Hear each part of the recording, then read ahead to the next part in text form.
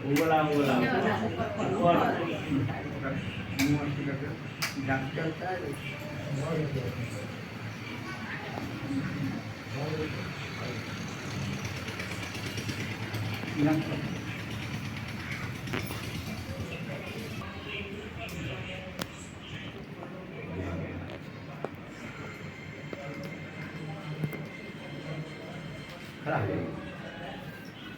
सवाल खाली चम्मच वाले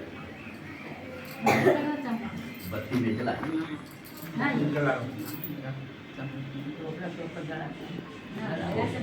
अभिषेक ओम भूर्भुवः स्वाहा ओम भूर्भुवः स्वधरीव भूमन्ना पृथिवी वरिमन्ना तशास्ते पृथिवी वदेवयजने दृष्टे अग्निमन्नादमन्नायाददे स्वाहा बोल करके बीच में डाल दीजिए। बीच में डाल दीजिए स्वाहा इसको ये सिर्फ ऐसे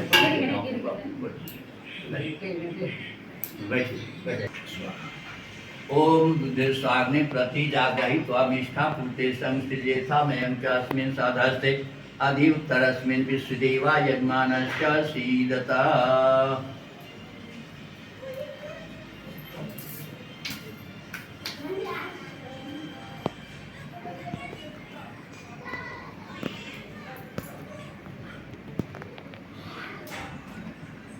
ये वो मल आपने ले लो तो आप ले लीजिए।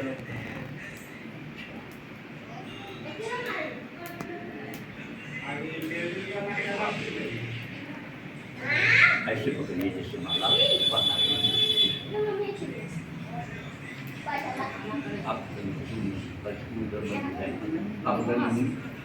आप ठीक हैं, आप ठीक हैं।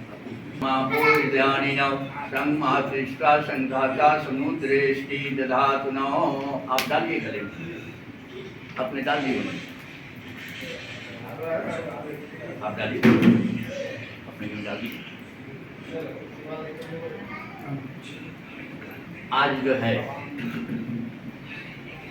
हमारी माँ है और ये जो भी बैठे हुए हैं, शंका ये होगा, दिल में ये पैदा होगा, पंडित जी श्राद्ध में विवाह के विधि करा देगा, विवाह के विधि है, श्राद्ध में बोला। लेकिन श्राद्ध क्या होता है, इस बात को समझने की बात है। सरत धातु से श्राद्ध बना है, हमारे पढ़े लिखे लोग समझेंगे। सरत धातु से श्राद्ध बना है। श्राद्ध का अर्थ होता है सेवा करना। हम सेवा किसका करेंगे? जिंदे माता पिता का सेवा करेंगे या मरे हुए का करेंगे? सोचने की बात है। अरे बाबू आज से जो है 9 साल पहले जो है सो चले गए संसार छोड़ करके, उनके ढठरी को जला करके राख बना दिया गया। अब उनका कोई जो है सो एक नाम के अलावे और कुछ बचा है? कुछ हम कर सकते हैं? उनको नाम को याद कर सकते हैं, उनके गुण को याद कर सकते हैं, उनके गुण को गा सकते हैं, लेकिन उनका सेवा कुछ कर सकते हैं? तो इसलिए श्राद्ध जिंदे का होता है। जिंदे माता पिता का आप जो सेवा करते हैं उसी का नाम श्राद्ध है। आप जिंदा हैं, जब तक माता पिता जिंदा हैं तो उनको आप भोजन कराइए, उनको अच्छा बोली बोलिए, उनको अच्छे कपड़ा पहनाइए, उनको तेल साबुन लगाइए, उनको अच्छे बिस्तर पर सुलाइए। यही इसी का नाम श्राद्ध है, यही श्राद्ध होता है। और श्राद्ध और तर्पण दो चीज है। श्राद्ध क्या होता है और तर्पण क्या होता है? तो श्राद्ध जो है, हम माता पिता का सेवा करते हैं, हम माता पिता के ऊपर जो है सो 1000 रुपया खर्च करते हैं महीना में, लेकिन हमारे दिल में ये बसा हुआ है कि ये जो है सो बुरा आदमी है, ये तो बेकारे जो है सो इनमें खर्च होता है, ये अगर मर जाते तो हमको इतना तो बचता। तो आपका श्राद्ध तो हो रहा है, लेकिन तर्पण आपका नहीं हुआ। आपका श्रद्धा और प्रेम से आपका सेवा हो रहा है, आपके दिल में ये भावना नहीं है कि ये जो है सो मर जाते। तो आपका जो है श्रद्धा और प्रेम आपके दिल में है, तो आपका श्राद्ध और तर्पण दोनों हो रहा है। यही श्राद्ध और तर्पण आपके कारनामा से, आपके सेवा से, आपके पितर जो है तृप्त हो जाते हैं, खुश हो जाते हैं, तो इसी का नाम श्राद्ध और तर्पण है। यही श्राद्ध और तर्पण होता है। अब हम बह करके अलग चले गए। अब यहाँ पर आता है ये कि आज माला डलवाएं। पहले हम कह करके सुनाए हैं कि यज्ञ जीवन का हमारा श्रेष्ठ सुंदर कर्म है।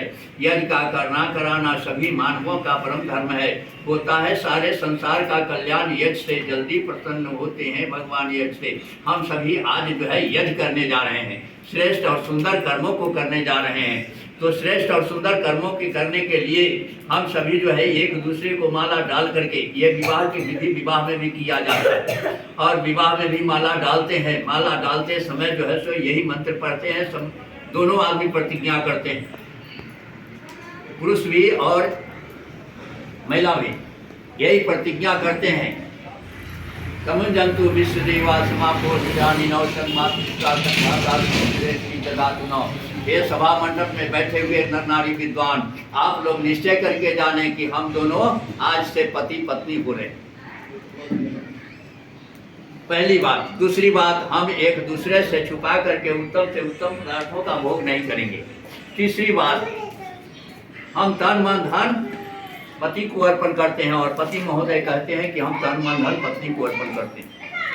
आज देखने को क्या मिलता है, पति महोदय दुकान पर जाते हैं, 1000 रुपए का शराब पी लेते हैं, वहाँ से जो है सो आते हैं झूमते हुए, पत्नी को कहते हैं खाना लाओ। पत्नी कहती है नीमक न रही तो खाना फीके कैसे बना दी। बोलिए 1 रुपए के नमक बगैर जो है तो खाना बंद हो गया। लेकिन आप 1000 रुपए खाने के लिए आपको तो हुआ। जब 1000 रुपया आपने खाया तो आप माता पिता के लिए कुछ लाया नहीं, अपने पत्नी के लिए कुछ लाया नहीं, अपने बच्चे के लिए कुछ लाया नहीं। इतना का परिवार तो होता है। तो इसलिए जो है ये आपका जो है सो प्रतिज्ञा तो व्यर्थ चला गया। इसी प्रतिज्ञा को याद कराने के लिए जो है सो आज हम माला डलवा करके हम इस बात को समझा रहे हैं।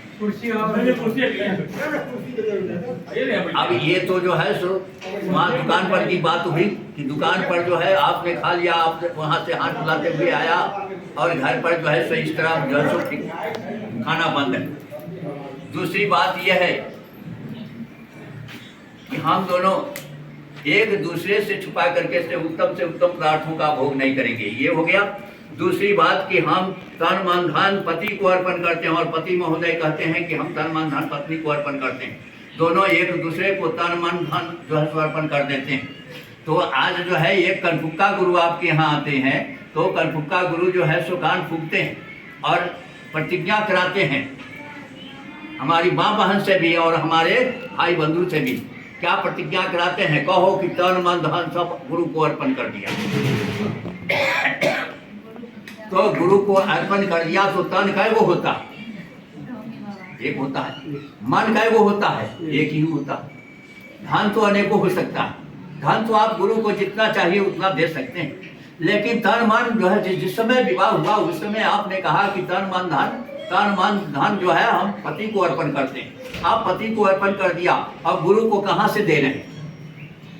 या हमारे बंधु कह रहे हैं कि हम तन मन धन जो है हम गुरु को अर्पण करते हैं, तो गुरु को कहाँ से दे रहे हैं? वो तो तन मन धन जो है तो आप पत्नी को दे दिया, तो आप गुरु को कहाँ से दे रहे हैं?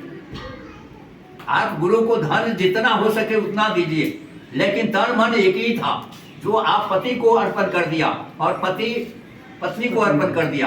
अब गुरु को कहाँ से देंगे?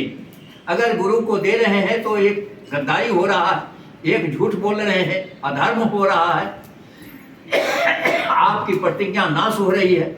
इसी बात को समझाने के लिए आज जो है हम ये माला को डलवाते हैं और डलवा करके इस बात को समझाते हैं।